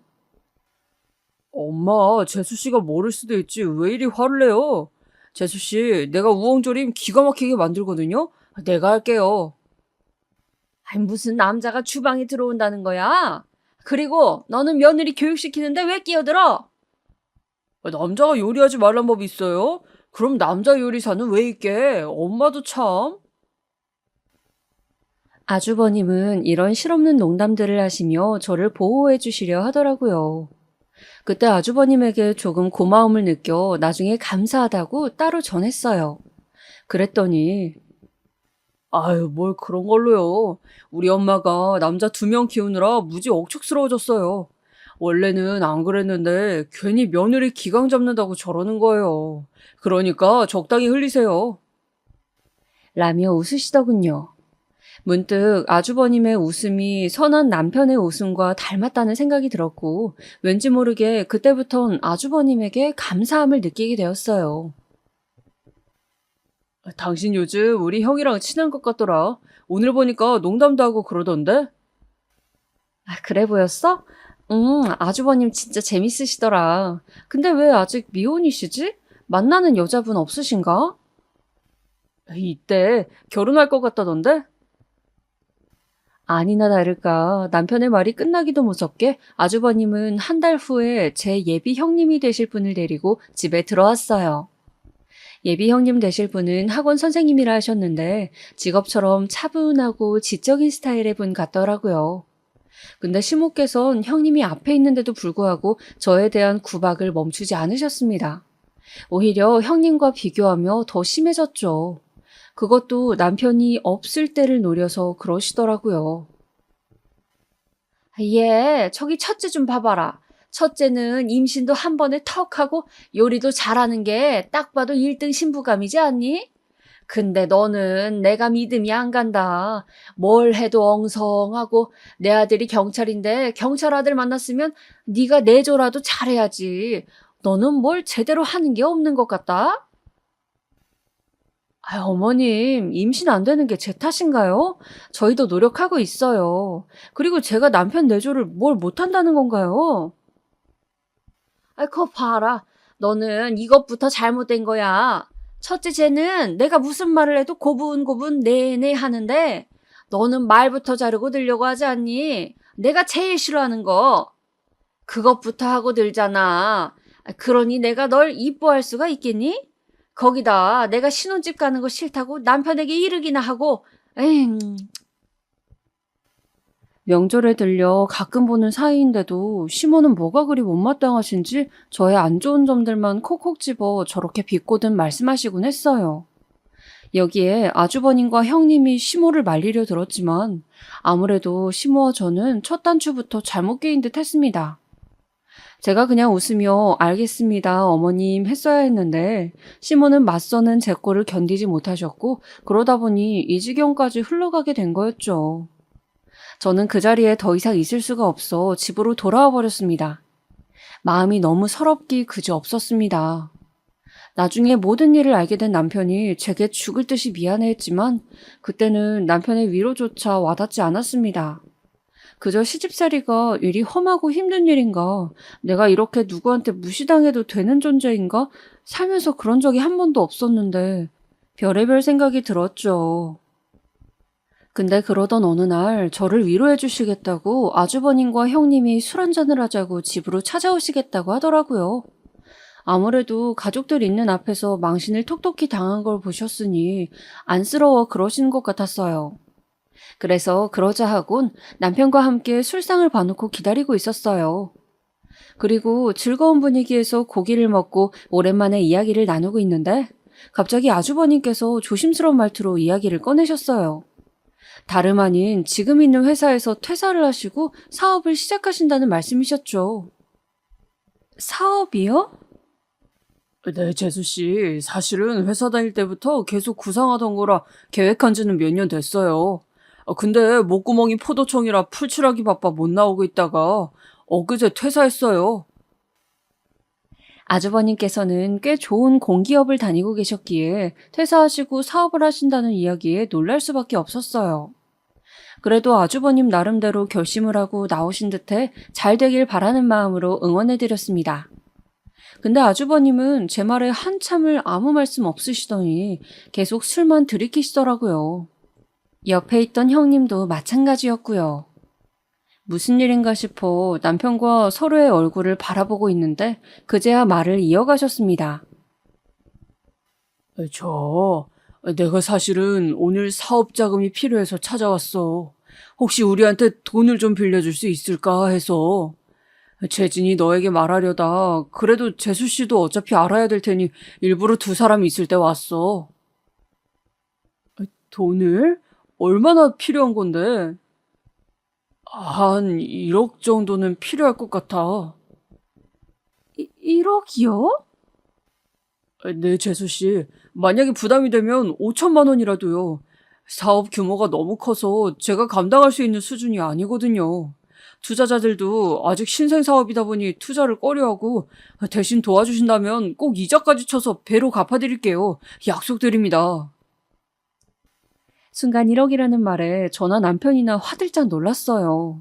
당시 저와 남편에게 1억이라는 돈이 있을 리도 만무했고 5천만 원을 빌려드릴 수는 있지만 그건 거의 전 재산을 드리는 거나 다름없었습니다. 거기다 태어날 아이도 생각해야 하는데 제가 망설이자 남편은 먼저 아주버님에게 너무 갑작스런 부탁이라 생각해 볼 시간이 필요하다고 말하더군요. 그리고 저희는 오랜 시간 고민했어요. 남편도 마음으론 아주버님의 사업을 지원해주고 싶어 했어요. 하지만 우리 둘 다 현실적인 것들을 생각하면 역시 결정이 서지 않았어요. 그러던 와중 이 일에 시무가 끼어드시고 마셨죠. 시모는 시아버지까지 끌고 저를 찾아와 다짜고짜 선언하시더라고요. 너네 돈 빌려줘라.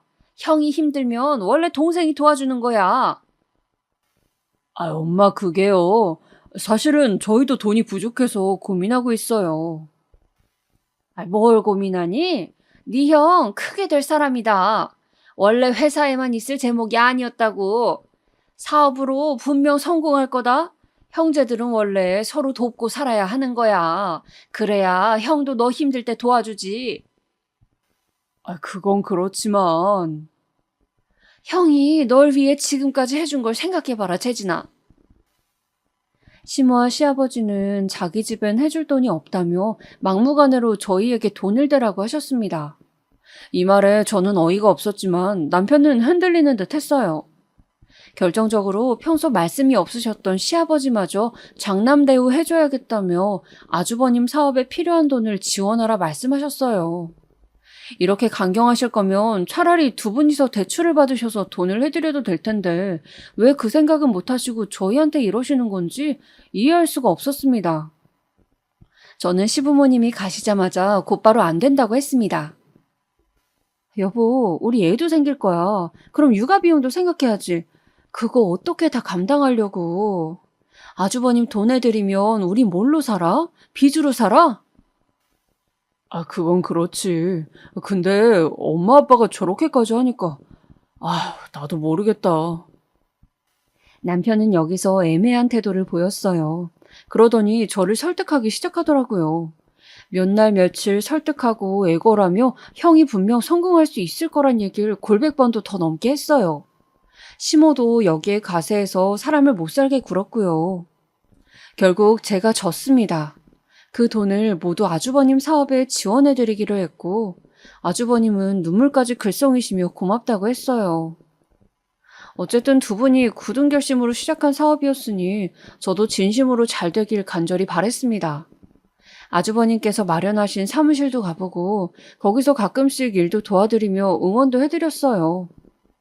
사업 시작 후 1년까지는 다행히 어느 정도 회사가 굴러가는 듯 했습니다. 아주버님께서 큰 돈은 아니시더라도 매달 이자라고 얼마씩을 입금해 주시며 사업 현황을 말씀해 주셨거든요. 그 사이 저도 임신이라는 경사를 맞아 정신이 없었습니다. 그런데 어느 날 남편이 어두운 얼굴로 이런 말을 하는 겁니다. 심장이 쿵 절벽으로 떨어지는 말이었습니다. 요즘 형이 연락이 잘 안 되네. 많이 바쁜가? 연락이 안 된다고? 순간 불길한 예감이 들었습니다. 저와 일주일 전까지만 해도 연락이 되시던 분이 안 된다고 하니 회사에 무슨 일이 생겼나 하는 생각이 들어 남편과 회사로 가보았어요. 근데 사무실이 텅 비어 있더라고요. 사무실 집기도 온데간데 없고요. 그제야 회사에 큰 문제가 생겼다는 확신이 생겨 시모 집으로 뛰어갔죠. 근데 시모는 모른다며 고개를 젓더라고요. 내가 어떻게 알겠니? 형이 엄마한테 정말 아무 말도 없었어요? 그냥 사라졌다고요? 그래, 나도 모른다. 그렇게 별 소득 없이 시부모님 집을 나와 저희는 터덜터덜 망연자실한 얼굴로 길을 걸었습니다. 특히나 남편은 이 일로 충격이 아주 심했습니다. 그래. 형도 빚쟁이들 때문에 정신이 없을 거니 조금만 기다려보자. 무슨 소식이 오긴 오겠지. 우리 돈도 있는데. 말은 이렇게 했지만 늘 어딘가 나사가 하나 빠진 얼굴로 생활을 하고 있었죠. 솔직히 남편에게 화가 나기도 했습니다. 이런 가능성을 염두에 두고 투자하지 말자고 한 건데 제 말이 아닌 시부모 말에 따라 투자를 결정해 이 지경이 된 거니까요. 근데 남편은 너무 시름 깊은 얼굴로 풀 죽어 있으니 거기에다 대고 뭐라 말을 못하겠더라고요. 그 와중에 저는 태어날 애까지 두고 있었으니 닥친 현실이 막막했습니다. 하지만 전 재산은 잃어도 애는 태어날 거고 우린 살아야 하니 남편과 저는 열심히 살자고 마음을 다잡았습니다. 남편은 승진시험 준비까지 하며 열심히 살았고 저 역시 아이가 태어난 후엔 힘들게 육아를 하고 아이가 좀 큰 이후에는 어린이집에 보내면서 아르바이트를 내 생활비를 보탰습니다. 아이 키우는 동안은 경력이 끊겼으니 딱히 할 수 있는 일이 많지 않아 식당에서 설거지도 하고 빵집에서 계산하는 일도 하면서 그렇게 닥치는 대로 일을 해나갔던 것 같아요. 정말 오로지 살아남기 위해서 살았던 시간이었습니다. 그렇게 살다 보니 5년이 훌쩍 흘러가 있더라고요. 남편은 힘들게 일하는 절 보며 늘 미안해했어요. 내가 그때 바보같이 형 말만 듣지 않았어도 일이 이렇게 되진 않았을 텐데. 미안해. 지질이 못난 나 때문에 당신이 고생하네. 됐어. 이미 지난 일 잊고 잘 살자. 그러기로 했잖아, 우리. 그래도 아마 제가 그 시간을 버틸 수 있었던 건 가족이라는 울타리가 있었기 때문일 겁니다. 특히나 제 몸으로 낳은 자식이 있으니 그 어떤 것도 감수하고 버티게 되더라고요. 물론 남편이 미웠던 건 사실입니다. 하루에 몇백 개가 넘는 접시들을 닦으며 허리가 끊어질 것 같이 아플 땐 남편만 아니었어도 도망간 아주버님만 아니었어도 이런 고생은 하지 않았을 텐데 하고 원망하기도 했어요. 하지만 사람이 과거에 머물다 보면 현재를 볼 수 없고 미래도 꿈꿀 수 없게 되잖아요. 그래서 과거의 불행한 기억을 벗어나 행복해지기 위해 더 열심히 발을 동동 굴렀던 것 같아요. 그런데 그렇게 열심히 살던 우리에게 너무 가혹하리만큼 충격적인 일이 생겼는데요. 시모가 갑자기 저희에게 저녁을 먹자며 부르더라고요. 사실상 아주버님이 자취를 감추신 후 저희는 시댁과 좀 거리를 두며 살게 되었는데 갑작스럽게 호출이니 저희도 좀 당황스러웠죠. 그런데 그 자리에는 믿기지 않을 사람이 서 있었습니다. 다름 아닌 아주버님과 형님이었어요. 남편도 저도 귀신을 본 듯한 얼굴로 바뀌었죠. 미안하다, 재진아. 재수씨, 미안해요. 지금 이게 미안하단 말로 해결될 일이야?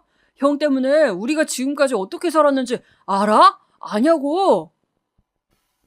그러자 아주버님은 무릎을 꿇으시며 말을 이어갔죠. 나라고 마음이 편했겠니? 나도 오고 싶었어. 근데 빚쟁이들 피해 다니느라 그럴 여력이 없었어. 엄마가 해준 집에 숨어 있는 거 말곤 할 수 있는 게 없었다. 엄마가 해준 집? 그럼 형이 어디 있는지 알고 있었어요? 있는데 숨기신 거예요? 아이, 미안해요, 서방님. 저희도 정말 마음이 편하지 않았어요. 어머니 너무 뭐라 하지 마세요. 이로써 모든 게 밝혀졌죠. 시모가 아주버님과 형님을 숨겨주셨고 두 사람은 멀쩡히 잘 먹고 잘 살았다는 것을요. 거짓골로 나타날 줄 알았던 두 사람이 꽤 멀끔한 얼굴로 저렇게 말하는 걸 보니 속이 뒤집혀지는 것 같았습니다. 못 먹고 10원 한 장 아끼며 살았던 그간의 세월이 너무 억울하더라고요. 하지만 시모는 거기서 뭐가 문제냐는 듯 뻔뻔한 태도로 나오셨어요. 거기다 매서운 눈으로 쳐다보며 저까지 저격하더라고요. 그럼 장남이 죽어가는데 나라도 나서서 도와줘야지. 내가 숨겨주지 않았으면 니네가 와서 얘들한테 돈 달라 했을 거 아니니? 특히 둘째, 네가 제일 악독하게 굴었겠지. 그래서 숨겨준 거다. 기가 막혔죠. 괜히 저를 들먹거리며 잘못을 회피하시려는데 너무 치졸하고 비겁해 보였습니다. 근데 오늘 내가 너네를 부른 건 이 얘기를 하려는 게 아니라 다른 일로 불렀다. 얘가 이번엔 제대로 된 사업을 한번 시작해보고 싶다 하는구나. 힘들긴 빚은 갚았지만 사업 자금은 모자르다. 그러니 니들이 보태주렴. 형제 좋다는 게 뭐니? 이럴 때 힘든 일 같이 이겨내려고 존재하는 거 아니겠니? 여기선 도저히 참을 수가 없었어요. 형님과 아주버님을 숨겨준 것도 모자라 또 사업 자금을 대라고? 이런 미친 소리가 또 있을 수 있을까요? 시모도 저 두 사람도 모두 정신이 나간 게 틀림없었습니다. 저는 그대로 말을 전했어요. 절대 빌려줄 수 없고 앞으로 다신 볼 일 없었으면 좋겠다고요. 저도 모르게 고래고래 소리를 지르듯 전달했는데 아마도 마음속에 있던 우라통이 터져나온 것 같았습니다. 근데 시모도 만만치 않았어요. 갑자기 불현듯 화를 내더라고요. 내가 말하지 않았니? 가족끼리는 한 식구라고. 그럼 돕고 살아야지. 너 둘째, 너는 뭔데 나대니? 설마 너 총구석 파출소 소장인 니네 아버지 믿고 설치는 거냐? 그런 건 돈 주면 해, 돈 주면. 파출소 소장이나 동네 이장이나. 마지막으로 말할 테니 니네 둘 다 잘 들어라. 이번에는 첫째 얘가 하는 사업이 확실한 건이라고 한다. 성공 확률이 무려 100%에 다다른다고 하더라. 이건 내 말이 아니고 사업 전문가들이 한 말이야. 사업 전문가들은 또 누구고 성공 확률이 100%? 사기꾼들이 사기를 쳐도 이렇게는 안 칠 겁니다. 어이가 없어 헛웃음이 마구 터져 나오더라고요. 너 모르니? 더 못 들어주겠네요. 저 두 분께 돈 해줄 일 없어요. 이 사람 생각도 같고요. 가자. 뭐라고? 남편도 역시 아무 고민 없이 절 따라 집을 나왔습니다. 뒤에서 바락바락 소리 지르는 시모의 목소리가 들렸지만 다 무시해버렸어요. 하지만 그때까지만 해도 제게 무서운 일이 생길 거라곤 생각도 못했습니다. 시댁과 마음 편하게 연 끊고 살던 어느 날이었는데요. 어느 날 제 초등학생인 아들이 제 손을 붙들고 밖으로 나가더라고요. 할머니가 왔다면서요. 나가고 싶지 않았지만 밖을 보니 시모가 정말 뾰루퉁한 얼굴로 보자기에 쌓인 무언가를 들고 왔더라고요.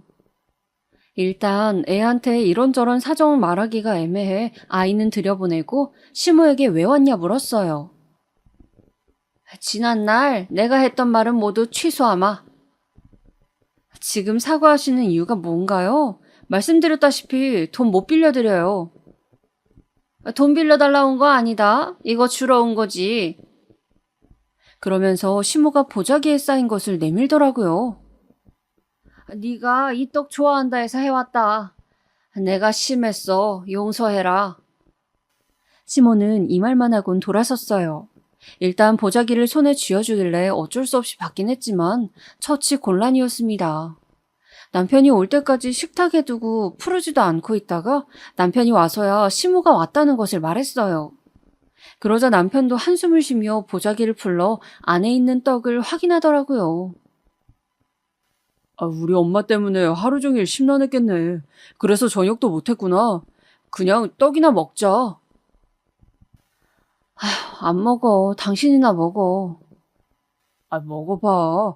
당신 오늘 아무것도 못 먹었을 거 아니야. 그래. 아무것도 못 먹었지.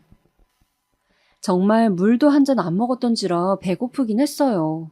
일단 눈앞에 제가 좋아하는 맛있는 떡이 보이자 저도 모르게 본능적으로 남편이 건네주는 떡을 우물우물 삼켰습니다. 근데 떡 맛이 어딘가 이상했어요. 몇 개를 집어먹으면서도 이게 원래 내가 알던 그 떡 맛인가 싶어 몇 번을 음미했어요. 제가 원래 미각이 둔하거든요. 그래서 뭐든 잘 못 느끼고 먹는 경향이 있었는데 갑자기 배가 미친 듯이 아프기 시작했어요. 눈앞이 핑그르르 돌 정도로 아프면서 엄청난 고통이 몰려오는데 숨이 쉬어지지가 않아 남편을 불렀습니다. 여보! 왜 그래? 남편은 놀라 헐레벌떡 달려와 119를 불렀습니다. 응급실을 가는 내내 의식이 있었기에 너무 고통스러웠어요. 그러다 어느 순간 저도 모르는 사이 의식을 잃었던 것 같아요. 눈을 떠보니 병원이었고 남편과 시모가 격하게 싸우는 소리가 들리더라고요.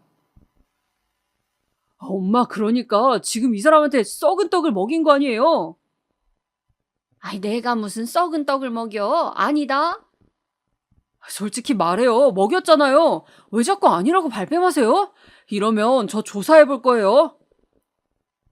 배가 계속 찌르르 아파 말소리는 희미하게 들렸지만 썩은 떡이라는 글자가 머릿속에 들어오는 순간 어떻게 된 상황인지 알겠더라고요. 아픈 와중에도 분노가 치솟았습니다. 근데 남편은 일어나 있는 저를 보자 다가와선 잠시 어디 좀 갔다 올 테니 혼자 있으라 그러더군요. 그리고 남편이 떠나자 더욱더 소름 끼치는 일이 벌어졌어요. 제게 썩은 떡을 먹인 시모가 다가와선 네가 또 살아났네? 뭐라고요? 살아나지 말았어야 했는데 질긴 것 두고 보자. 시모의 속삭임이 잔인하게 귓속을 파고들었습니다. 순간 공포가 느껴졌지만 링거가 달려있는 팔을 휘두를 수도 없고 다리를 움직일 수도 없었어요. 시모는 그런 저를 내려다보며 비웃더니 이내 뒤돌아 나가버렸습니다. 시모가 나가고도 저는 한동안 충격 속에 머물러 있었습니다. 저런 말을 아무렇지도 않게 내뱉었다는 게 너무 소름이 끼쳤어요. 그런데 퇴원하는 날 남편이 저를 데리러 와선 어디 갈 데가 있다고 하더군요. 도착한 곳은 시어머니 집이었습니다. 당시 남편은 형사과로 과를 옮겼었는데 동료분들이 무거운 얼굴로 기다리고 있더군요. 그리곤 집 안으로 들어가 시모를 데리고 나오더니 제 앞에서 시모의 손목에 수갑을 턱 채웠어요. 너 뭐 하는 거냐? 어머니가 저지른 죄 다 받으세요. 남편은 시모가 저지른 죄를 하나하나 음조려 주었어요. 며느리를 죽이려 한 죄 살인 미수죄로 체포한다고요. 결국 시모는 그렇게 체포되어 조사를 받았고 징역까지 선고받게 되었습니다. 어떻게 징역까지 선고받았냐고요? 남편이 전해준 사실은 무척이나 충격적이었습니다. 남편은 제가 병원에 있던 사이 시모의 집에가 물건을 뒤졌다고 해요. 충격적이게도 시모의 집에선 농약을 탄 음료수가 발견이 되었다고 해요. 그걸 어떻게 먹일지를 치밀하게 적은 일기장도 함께 발견이 되었고요. 아마 남편이 집을 뒤지지 않았다면 두 번째는 독극물이었겠죠. 그걸 만약 먹었다면 저는 지금처럼 이 글을 쓰고 있지도 못했을 거고요. 나중에 알게 된 사실이지만 시모는 조현병이라는 정신병을 앓고 있었죠. 지금 생각해보면 온전한 사람의 생각으로는 그런 일을 감행할 수 없으니 그 병명이 이해가 되었습니다. 한동안 이 일에서 헤어나오지 못했답니다. 다행히 그 후론 조금씩 정신과를 다니며 마음을 회복했고요. 사실 얼마 전에 우연히 길을 지나가다가 교도소에서 나온 시모를 마주쳤습니다. 그래서 그런지 10년도 더 된 일이지만 아직도 그때를 회상하면 가슴이 쿵 하네요. 부디 많은 격려의 말씀 부탁드립니다.